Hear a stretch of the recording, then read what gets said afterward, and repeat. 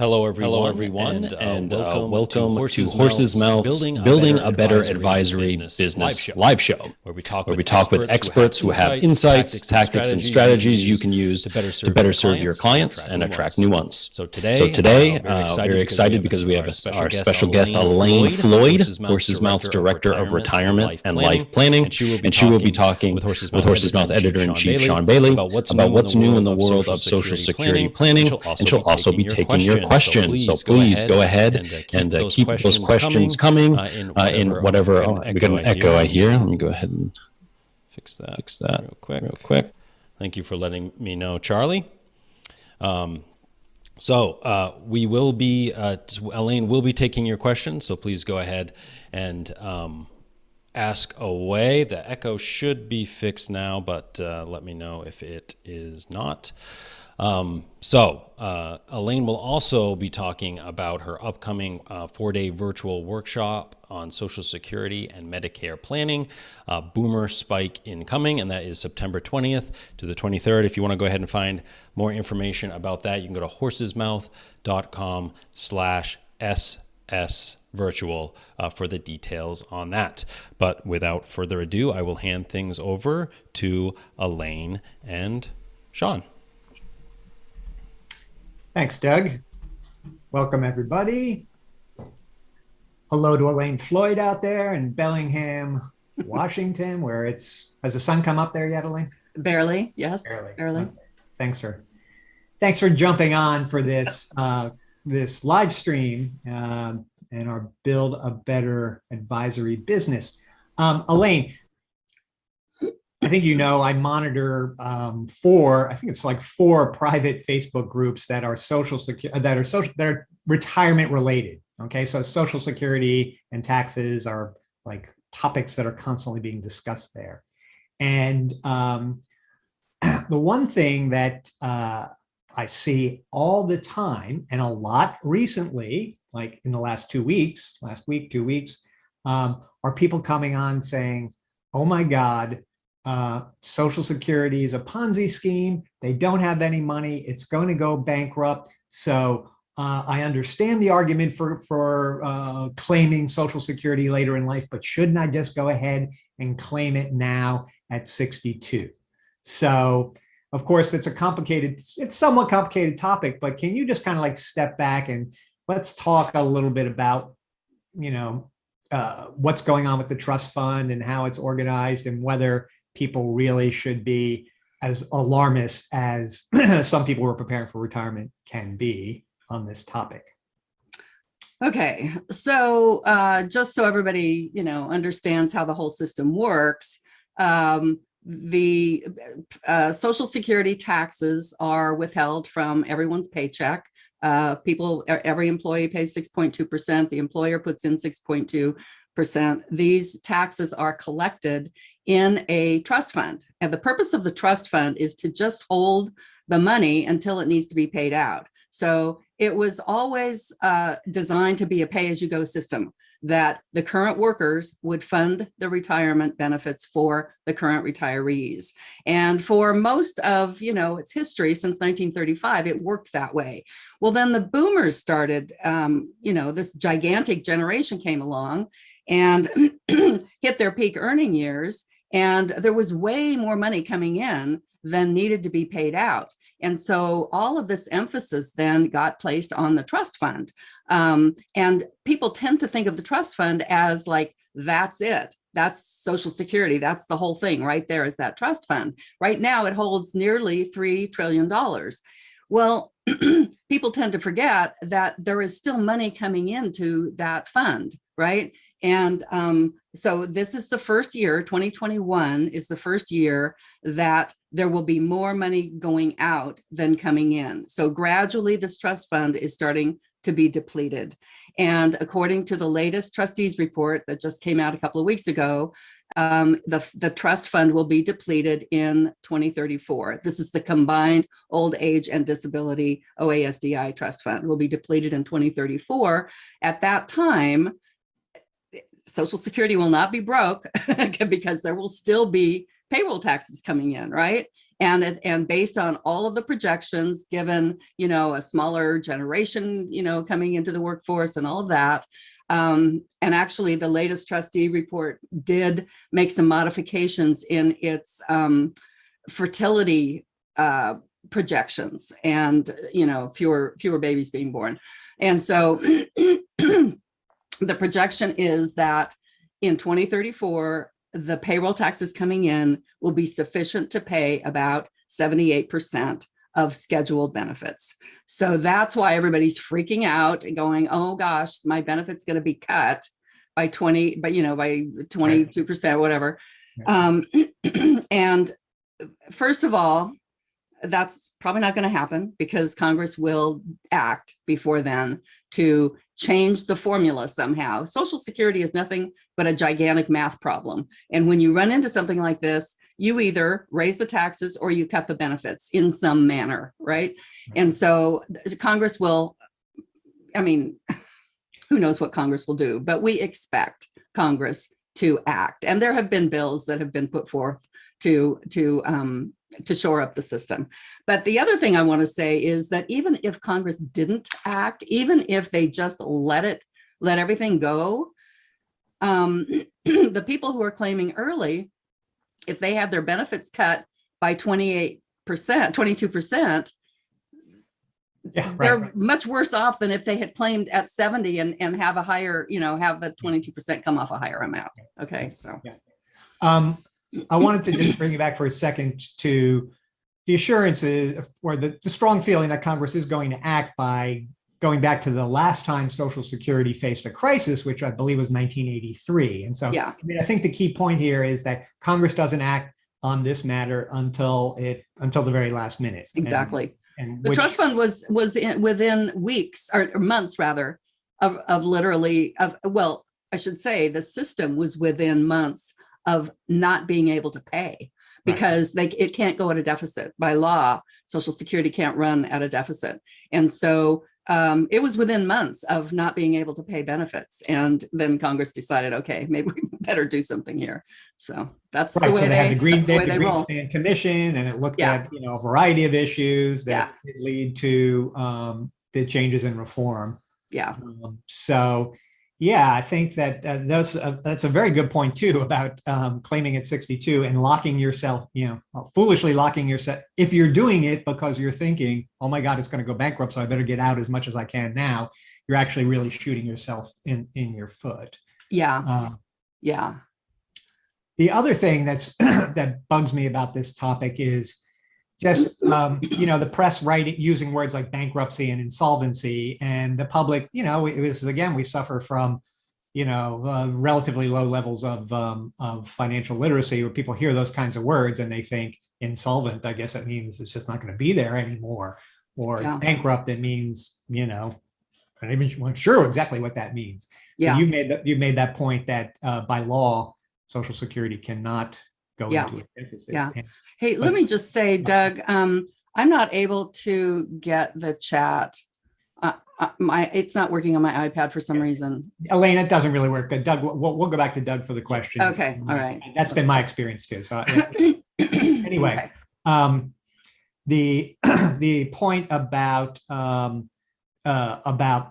also the 75-year window looking out, and sort of like you said, it's just a gigantic math problem. Yeah. And can you just talk about one or two of the most strongest reform approaches that would solve this problem practically overnight? Well, it's one that financial advisors and their clients will not like, and that is taxing income over 400,000. Because right now, the taxable wage base is 142,000, and a lot of people make a lot more money than that. And, they're not paying on any of that income over that 142 is not being taxed for Social Security. So, there's been talk about, literally raising that wage base to, some higher amount, or the most common solution right now is to have kind of like a donut hole. So income up to the 142 would be taxed, And then anything over that up to 400,000 would not be taxed. And then the tax would kick in again at over 400,000. Right. And so that's one of the most common things that has been talked about. Yeah, good. So the other thing that I've noticed in these groups that it gets a little bit of attention from time to time, and I guess back earlier, a little bit earlier in the summer, it was getting attention, and it has to do with the COLAs. So can you, COLA is basically anybody on Social Security, it's their annual raise. Right.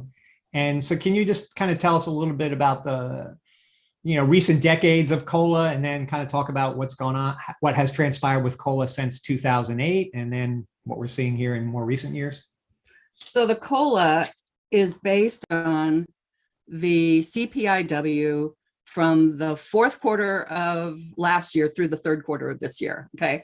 And so it's an index. I know this is very basic for a lot of you, but it's an index, and the index was set at 100 in, I think, 1984, and it's now at 2 something. So the index is set based on the prices of all of the goods and services that make up this CPI basket. Okay, there are some 5,000 goods and services, and all the CPI people run around the country and make their calls and, find out what the prices are of all of these things. And then they set that index at whatever it is based on those prices. Okay.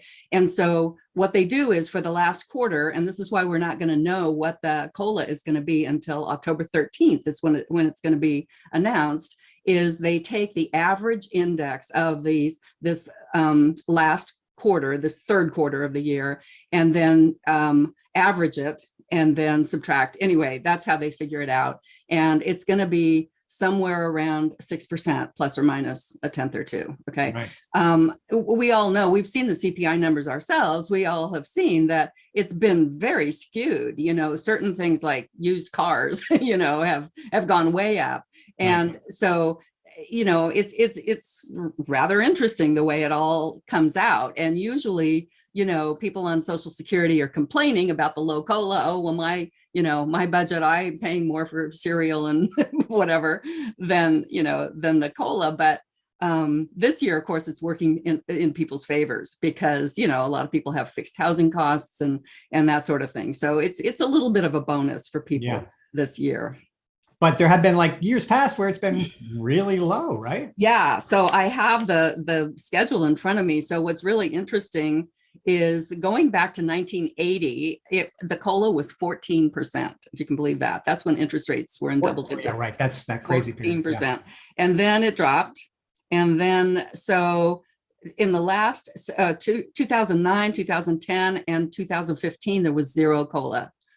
And there were a few years in there where it was less than 2%. It has averaged over the last 10 years, the COLA has averaged 1.65.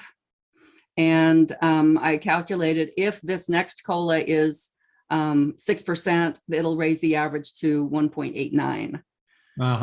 The 20-year average is 2.04.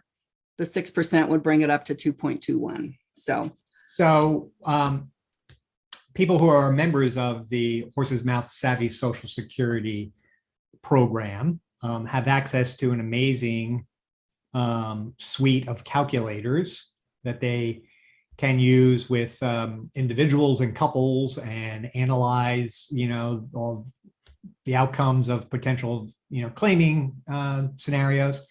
And I forget when we're doing that, do we build in the COLA? We have what is the COLA? Can you talk about the recommendation for the COLA? And is that changeable as on the calculator, or is that built in on the programming side? Okay, so when we started this program in 2008, we wanted to use the Social Security trustees projection for inflation, which at the time was 2.8%. So we built a 2.8% default COLA into the calculators and urged people to use a more conservative COLA if they wanted, because remember, the trustees are looking out 75 years and your clients are not. They're looking out 20 or 30 years. And so we encourage advisors to use a more conservative COLA. Since then, the trustees are now projecting 2.4%. We went ahead and reduced our default COLA to 2%. And I think that that's pretty reasonable. But again, if you want to be more conservative with your clients and not raise their expectations, especially if you're working with younger clients, if you've got a client that's say 50, 45 even, some people are running these for, they're going to be looking at some pretty large numbers there, $6,000, $7,000, $8,000 a month even. And that's going to lead them to think, oh, I don't need any other income. My Social Security will cover everything. And so those large numbers can be misleading. Yeah, right. Good. Doug, how are we doing on questions? Any at this point? Yes, we actually do have some that have come in.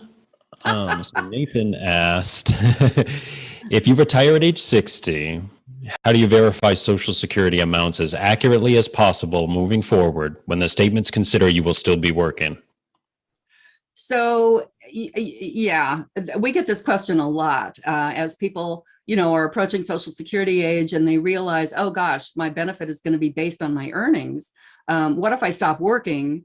Say I stop working at 60, but I claim at 70. Is the amount shown on my statement for age 70 going to be accurate if I stop working at 60? And, if this client has had 35 years of close to maximum earnings, there's not going to be a big difference. That estimate on that statement is an estimate only. And, so if he stops working, it might go down. I've done some calculations on this. It might be maybe $20, $25 a month lower than reflected in the statement. But what you have to look at is that earnings history. So if you've got somebody with a sort of spotty earnings history, maybe they had low earnings early in their career, and if they have an opportunity to really improve their earnings, then they can really improve their benefit.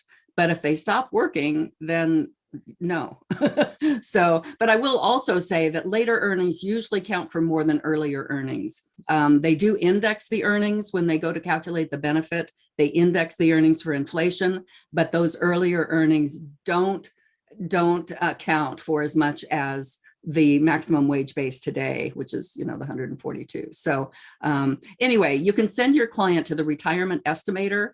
It's ssa.gov/estimator, and they can put in their earnings and put in their put in zero earnings going forward, and then it will show a more accurate estimate. Okay, so we have a question from Scott. Should we be discounting projections of Social Security benefits for a high income person under 40? If so, by how much? Boy, I don't know. It probably wouldn't hurt. But again, we think that Congress will act. So, some people have asked, should we go ahead and knock off the 22%?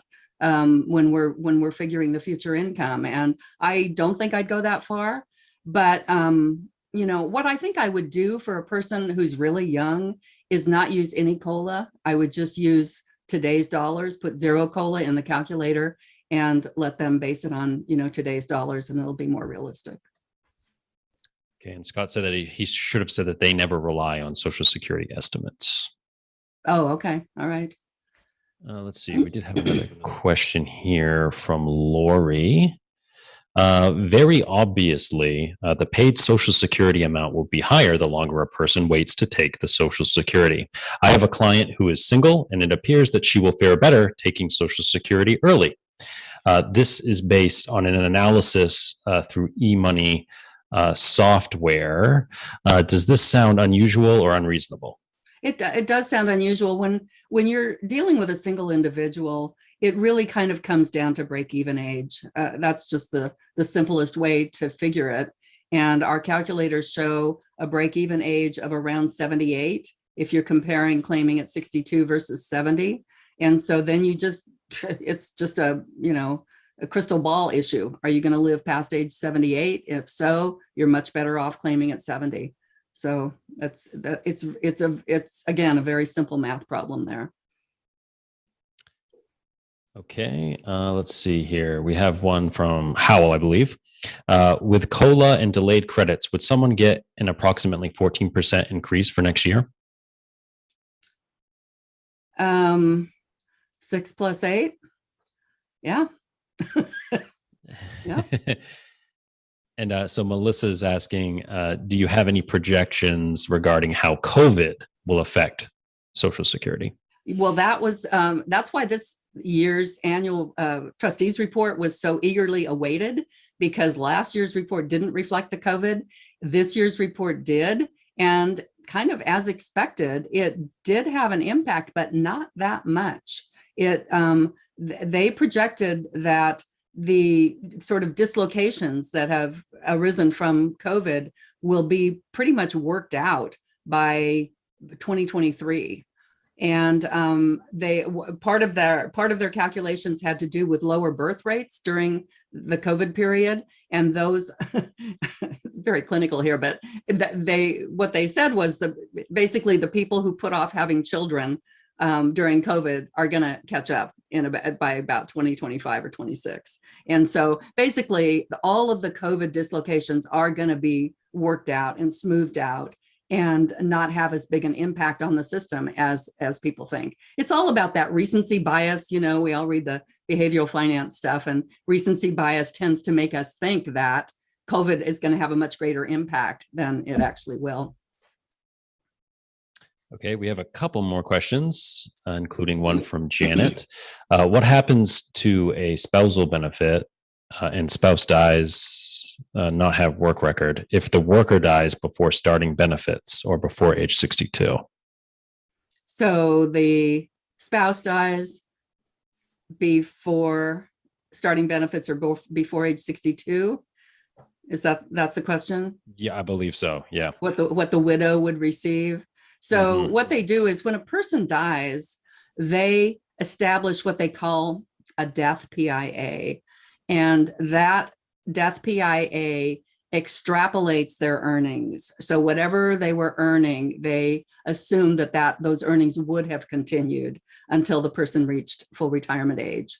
So if, for example, somebody dies at age 60 and their latest statement said that their Social Security benefit at full retirement age was going to be, say, $3,000, if they die, they will, the survivor benefit will be the $3,000, even though they would not have earnings past age 60. They extrapolate there.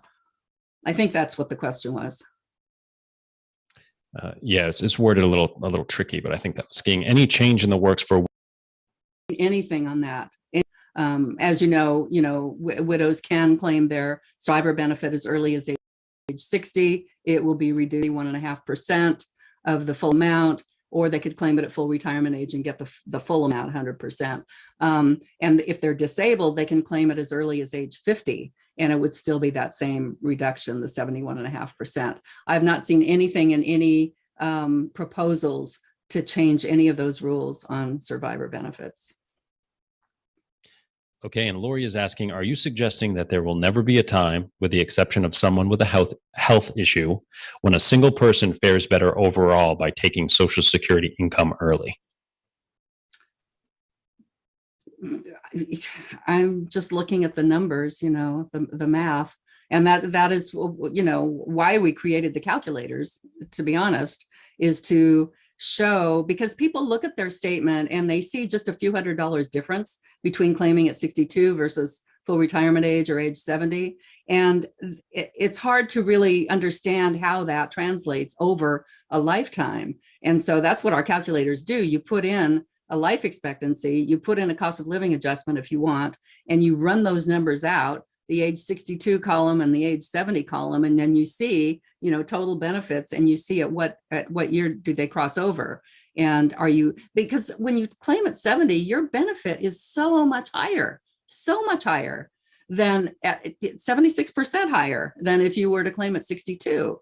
And so, I was speaking personally, I claimed at 70 and my Social Security is so much higher than all my friends who claimed at 62. I see it in real life too. And, my friends are having to go back to work at these little jobs that they hate because their Social Security isn't enough to make ends meet for them. So it shows up on the calculator report, it shows up in real life. And, I'm just a very strong proponent of claiming at 70, unless there's serious health issues and you think you won't make it to the break-even age. Okay, so the questions continue to come in. Sean, you want to just keep rolling with them? Let's go with one or two more, and then we'll move on because we will still come back to more questions. Yep. Sounds good. Okay, so Howell has a question. Howell, you might need some clarification on it. If a spouse with a lower Social Security benefit and they have a much younger spouse, they get divorced at 60, so she can claim the spousal benefit at 62 to get a higher benefit. It's worded a little funky there, but okay. So if a spouse with a lower Social Security benefit, okay, and a much younger spouse, so a person with a lower Social Security benefit and a much younger spouse, they get divorced at 60, can they claim a spousal benefit at 62 to get a higher benefit? I'm not sure. Hal, I'm not sure if you want to rephrase that. It's a little unclear, the wording as it is now. We're not sure which spouse is which. So use the words husband and wife, and that helps us understand, who's the higher earner and which is the older or younger. That's what's confusing about that question. We're not sure if the older spouse is the lower earner or the higher earner. I don't know. Yeah. Well, Charlie's asking, client is 65, still working, thinking of starting Social Security benefits, reduced benefit now, but will get higher in future? Yeah, it'll get higher. It'll get higher through the delayed credits and through continued earnings. So yeah, I'm always beating the drum of keep working, claim at 70. I find lots of different ways to say that. Also, it's a small thing, but people often overlook the fact, Elaine, you can correct me on this, but that portion of their Medicare benefit is being deducted from their Social Security benefit. So if you're claiming at 62 versus claiming at 70, they're deducting the same amount for the Medicare benefit, but it's obviously a much larger it's a larger percentage of the 62 base versus the 70 base. Right. Obviously at 65, they start the deduction, but they're deducting, yes, as you say, and you did that calculation, Sean, the percent of what the Medicare premium, $148.50 a month, right, it represents a larger percent of the lower benefit amount, obviously. Yeah. And also there's the COLA thing too that people don't think about. Yeah, exactly. Lower base, that COLA is being applied to the lower base. So you're also hamstringing yourself for all your future pay raises, all your future Social Security pay raises. Yeah. Okay. Well, let's, Elaine, you're going to be putting on a workshop next Monday through Thursday, and that will be at from noon to 3 p.m. Eastern Standard Time, 9 to noon out on the West Coast, and everybody in between, you know how to do the math. People really, since the pandemic, we've been putting on virtual workshops. People are really appreciating it because they don't have to get into a plane and fly a long way and, get to the hotel and all that sort of stuff. It's like, okay, it's just a 3-hour block out of your day, and you can get amazing wisdom and insight on topics such as Social Security. And you're going to be doing that next week. We're in a minute, I'm going to talk a little bit about why having these skills is fantastic for a fantastic business building opportunity. But let's talk something about, the value, other types of value that advisors are delivering to clients. You and I were chatting yesterday, and you were talking about the range of auxiliary benefits, and that this is an area where people really get tripped up on. Although, frankly, I think everybody gets tripped up on practically all of it. But can you talk about, what do you mean by auxiliary benefits, and what is the value of an advisor, having some insight on how to talk to clients about these things? So auxiliary benefits have to do with spousal benefits, survivor benefits, dependent benefits, anybody who is entitled to a retirement benefit and an additional benefit of some sort.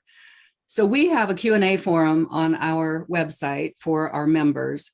And we get, it could be up to a dozen questions a day, really. And more and more and more of these questions have to do with these auxiliary benefits. You know, a widow comes in, she's been working all her life. She now is entitled to both a retirement benefit and a survivor benefit.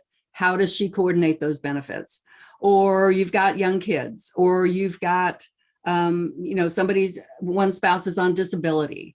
You know, how do all these benefits interrelate with one another?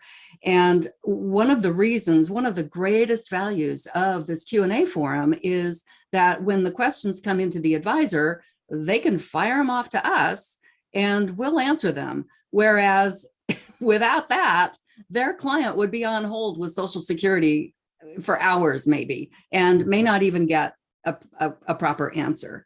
The thing about Social Security personnel, they're very good at, you know, calculating the benefit that you're entitled to right now.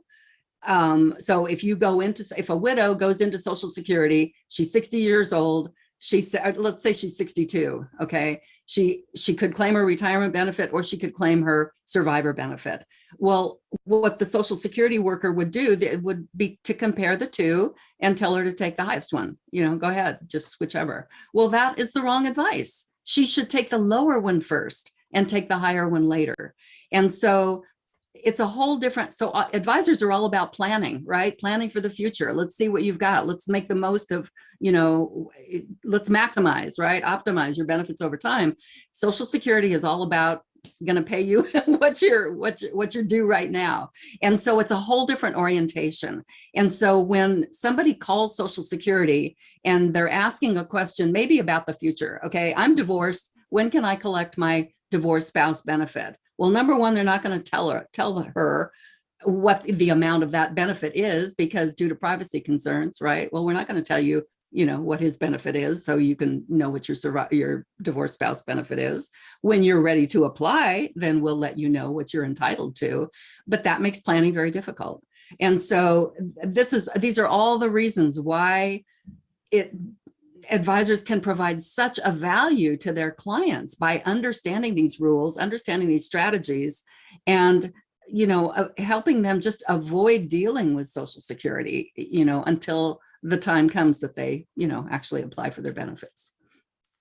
Elaine, can you give us your take on, well, there's two trends. One is before COVID, there was the issue of, I guess there's kind of two things going on there. There's like a lot of longtime Social Security Administration employees happen to be boomers and are retiring.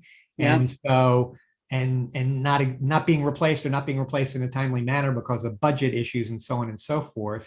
Mm-hmm. And then the other aspect of it, I guess, is, you know, new people, you know, I think you kind of hinted at it, but, you know, new people, or even old people for that matter, sometimes also just frankly, they haven't had the training that you get in our Social Security workshops. And there are people who are thinking they're doing the best job or giving you the right answers, but in fact, you know, they're not. And so right. Can you talk a little bit about, you know, about some advisor experiences over the years with their local Social Security Administration offices and what people should be on the lookout for? Yeah, well, you know, be on the lookout for what sounds like misinformation, wrong information. We get a lot of that. You know, a question will come in and say, my client was told such and such, this doesn't sound right. Is it? And we have the POMS reference, the Program Operations Manual System. Anyone can access it. You can access it, but you may not be able to decipher it. It's pretty hard reading. But, you know, I have combed through this thing over the last 12 years, whatever. And, you know, I know where these rules are. And so we've had many experiences where the client was given wrong information. The advisor writes to us. I come back to them with, you know, line and verse out of POMS with the link and everything. And they take it back to the Social Security office and they say, oh, we didn't know that. Okay. and so usually it's just as simple as that. You know, they're all well-intentioned, you know, the Social Security people, but they just don't have the training. So, yeah, I guess one of the things we've discussed over the years in the workshops is to prepare your clients sometimes for the possibility that when they're dealing with Social Security Administration, you may in fact get wrong information. And, we tell the Michael Egan anecdote that we learned, 5 years ago when Michael had a couple. He was in the Washington, D.C. area. The couple decided to go retire in Atlanta. He gave them, exact instructions when to go down to the Social Security Administration and what to ask for. They got down there. They said, no, you can't do that. That's against the rules. They got back to Michael. Michael got out to you. You gave the palms line and verse. They brought that back and they still said, no, you can't do that. And then, everybody insisted that it be elevated, and it got up to the next person in line who said, yes, of course they can do that. It's perfectly legitimate. So there's that issue. And so it's kind of good to brace your clients if they are going to be dealing with the Social Security Administration, that sometimes it comes out. The advice can be not spot on. Let's say. And bottom line, advisors can save their clients so many hours on hold and so much money. Some of these strategies that the Social Security people said they couldn't do, they of course, this was back in the old days when we could do restricted application and things like that. But even so, when you're talking about survivor benefits or things like that, there are ways to get your clients much more in benefits than if they had followed the advice of the Social Security people. So it's a tremendous value that advisors can offer their clients here. Tremendous, really. And what is your take on recommending that people start the process online if they can? Where are we with that? Yeah, definitely. Try to keep human beings out of the process as much as possible. So if you've got somebody with a very straightforward situation, no spousal or survivor benefits, they just want to apply for their retirement benefit, go online. Their automated systems are wonderful. The Social Security's automated systems, they're great. So you can just go online, you can apply for benefits. They usually follow up with a phone call to make sure you are who you are and get all the documents and stuff. And then the checks start and then they just continue. And it's really, really easy when you don't have a human interaction there. This is one of the reasons I don't want to go into too much detail on the earnings test. If you're working and you're under full retirement age, you have to deal with human beings there, and you have to tell them what your expected earnings are going to be. And it can be a mess, frankly. And so we recommend that people, if they're going to work, don't apply for Social Security until later. And so the other point about the Social Security Administration was, so there's been high turnover of people, retiring, being replaced by younger people.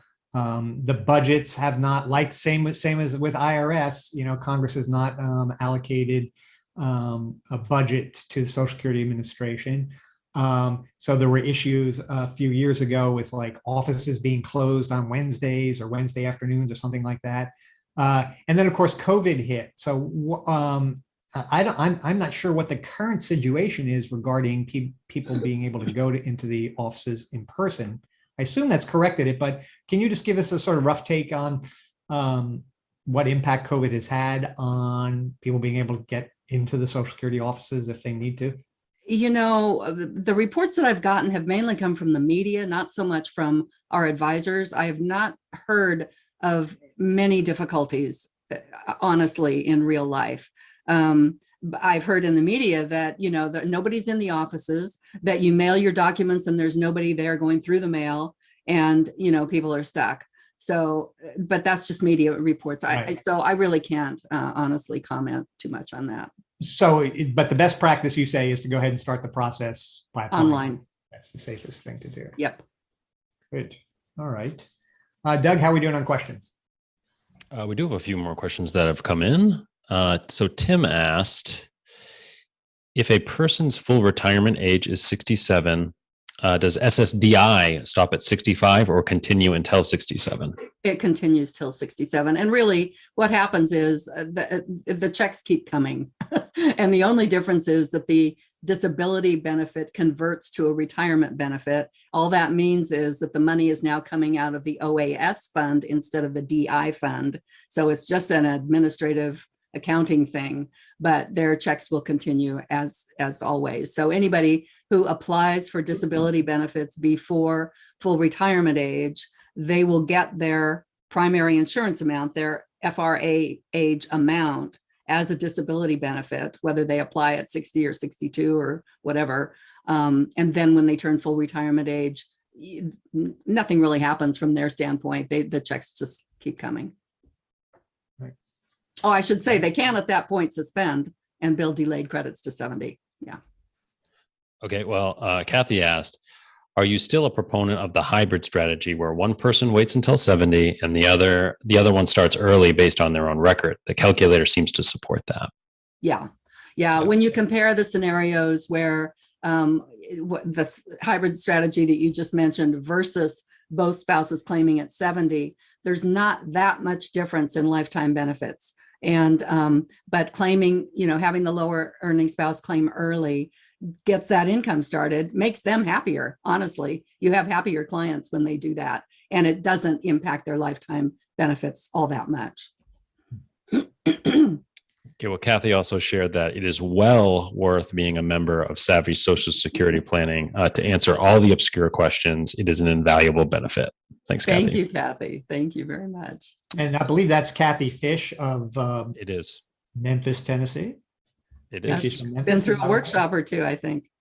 Yeah, and I noticed that Kathy has a little tagline on her LinkedIn profile there, transition specialist. And That's like great.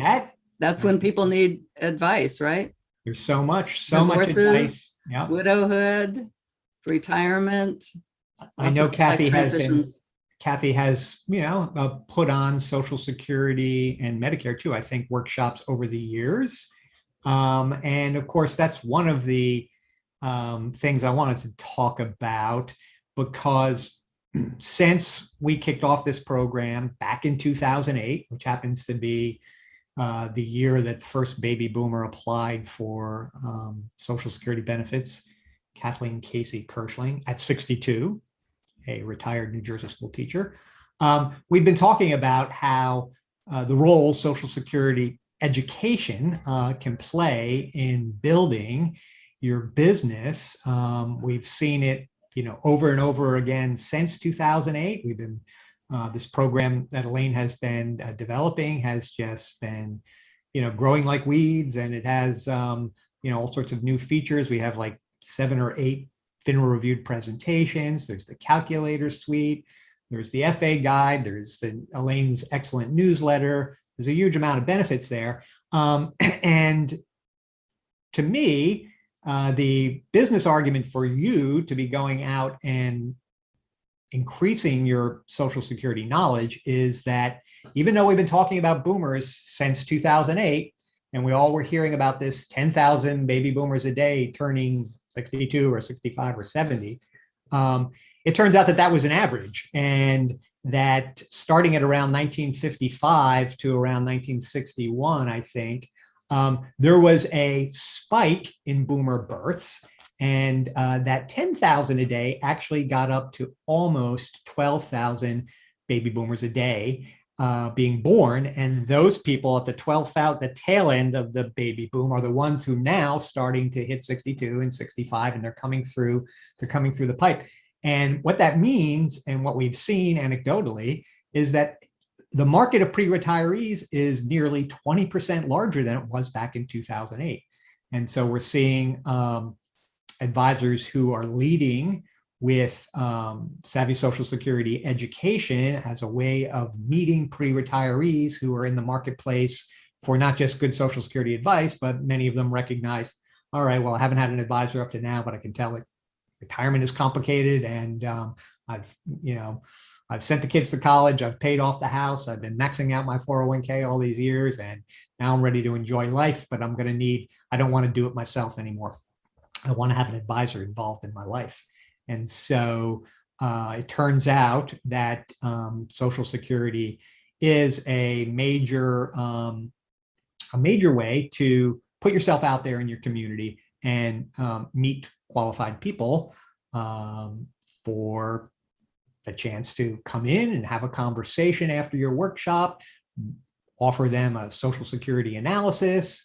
It's an opportunity to have deeper conversations and be able to see into the broader assets held by these people, so that the two of you can determine if there's a good fit for perhaps a second meeting and even becoming a client. So this is one of the reasons we've just been at this topic and continue to be at this topic. And Elaine, I know you in the first section of your Social Security workshop, you talk about kind of the real dollar value that advisors can help clients with, add to their retirement income plan, in essence, by maximizing. Can you just talk a little bit more about the kinds of real value that Social Security expertise that they gain through coming through your program can, add to their business and their interactions with clients and prospects?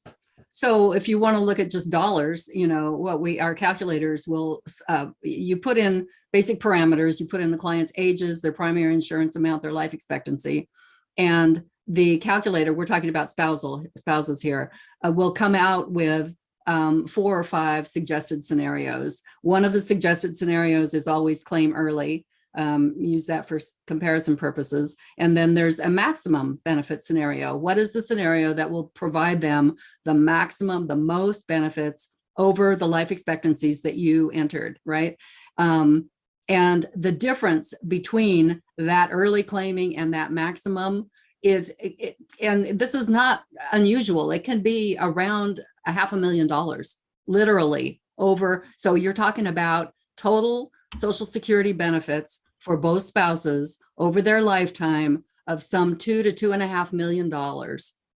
So number one, that blows people's minds, right? What? I'm going to get that much from Social Security? This is part of the reason people don't trust the system. It's like, whoa, how are they ever going to be able to afford this? Social Security deals with huge numbers, huge. So, but that is the math of it. If you take a client where the higher earner is going to get $3,000 a month at their full retirement age, and the lower earner is going to get maybe $1,800, let's say. If you run those out, their total benefits over their lifetime under the maximum benefit scenario is going to be about $2.5 million. Under the early claiming scenario, it's going to be about $2 million. So that's a difference of $500,000. And you can, advisors are always looking for ways to quantify their value to clients. Just show them that. If you follow my advice, this is how much more you'll have. And so, yeah, that's kind of one of the, it's more extreme, but it's typical. It's right. Not atypical, right? And then you've got other situations where you've got, your widows that you work with. We have a survivor planning calculator. You've got divorce planning calculator. We've got all these other things, but that is a way to quantify your value right there. Yeah, I was just reflecting on the fact that we started this program in 2008, and within a year or two, we were doing some case studies with advisors, because I know when we first rolled it out early on, some people were saying, well, are people showing up for these workshops? How can you really be sure? We need to see the data to be convinced that this is going to be worth our time. And, I was just thinking that, by 2010, we were, doing case studies with advisors who were going to market using direct mail, some in libraries, some in other settings, including restaurants, and all of them having, very high success, getting a lot of people to come out and getting a high number of those people to agree to come in for a meeting. And then from there, a percentage of them becoming clients. And advisors have, many advisors have built their marketing and business development strategy around Social Security. And I know, I remember when in 2015, actually it was 2015 when they changed some of the rules and some of the strategies were limited. Elaine, was that 2015? Yeah. Yeah. And so when it happened in 2015, some advisors were saying, oh, well, Social Security is dead now. There's no point. You're not going to be able to, give your wealthy clients this nice little gift in a bow. And of course, that turned out to be totally wrong too. I've interviewed a couple of advisors just in the last few months who are still killing it around Social Security. They're packing them into a Ruth Chris steakhouse or onto their webinar, and the demand and the interest level, and as a way to start a relationship with someone who can become your client is as high now as it was in 2008. So it's not going away. And while taxes is the other hot topic, because retirement and taxes, people really want to know about that too. But the two of them are just right there, neck and neck in terms of being highly relevant to the kinds of people advisors want to meet and engage in becoming clients. So these are other things that we'll be discussing at our workshop. And by the way, if there's anybody out there who's been putting on either live in-person events or live webinar events, we'd be curious to hear your comments on that. But in the meanwhile, Doug, we got a few more minutes. Are there any other questions? Yeah, so Howell wrote back to clarify. He says, a wife is 60 and husband is 53. The husband is the higher earner and he's younger. If they get divorced and have been divorced for 2 years, then wife can claim the spousal benefit? No, unfortunately, she has to wait until he is 62. That's just a rule. So whenever the lower earner is the older spouse, it's always an unfortunate situation because that older lower earner spouse has to wait until the younger spouse turns at least 62 in a divorce case. And if they're still married, they have to wait until the younger spouse actually claims his benefit. And if he's the higher earner, it's better for him to wait until 70. So she's got to wait a long time for her spousal benefit. But in the case of divorce, if they've been divorced over 2 years, he doesn't have to have claimed, but she still needs to wait until he turns 62. Okay, and then Paul has written in, I agree to retire at 70 for the highest benefit.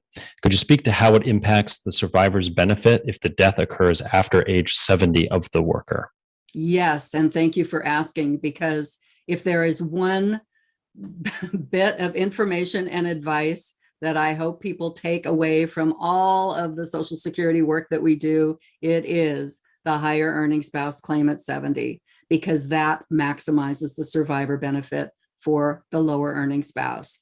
And, prior to all of this Social Security, prior to boomers turning Social Security age, people didn't pay that much attention. The higher earning husbands, they would just claim whenever without having any idea that their claiming age completely impacts the income that their surviving spouse is going to have after he dies. And they usually die, the higher earnings husbands usually die first. And so if that is, yes, thank you for asking, claim at 70 to maximize that survivor benefit for the lower earning spouse.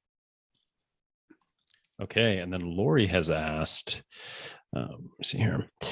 What if both spouses have similar incomes and benefits, but one of the two spouses is still working and is 5 years younger? Is the split strategy still generally optimum? Well, if the spouse is under full retirement age and working, then no, that doesn't work, because the earnings test is going to cause that benefit to be withheld. So we always just say wait until either stop working or turn full retirement age there. Let's see, we got a couple more here. So Jonathan asked, can a survivor collect Social Security after a spouse passes away, but both are under the age of 60? Only if the surviving spouse is disabled, then she can claim as early as 50, but otherwise she has to wait till 60. Yeah. Okay, and last question from Howell. How long do you have to be married to claim a spousal benefit? 1 year. That's it. 1 year. Okay. Well, everybody, Doug, I think you can make a link available if people want to go ahead and sign up for the workshop if they're not signed up for it. Yeah, so that's on the credits. Yeah, so that's on the screen right now, horsesmouth.com/SS virtual, and it's also in the description of wherever you're watching the show. Great. let's see, Kathleen Fish says, people still get mad when they find out that one of the benefits go away at death. Yeah, even after we preach that to our clients. That's the other, that's the corollary to claiming at 70 to maximize the survivor benefit. You got to remember that one of the benefits, the lower benefit, is going to drop off. And then you got to, plan for that with life insurance or whatever you do. But yeah.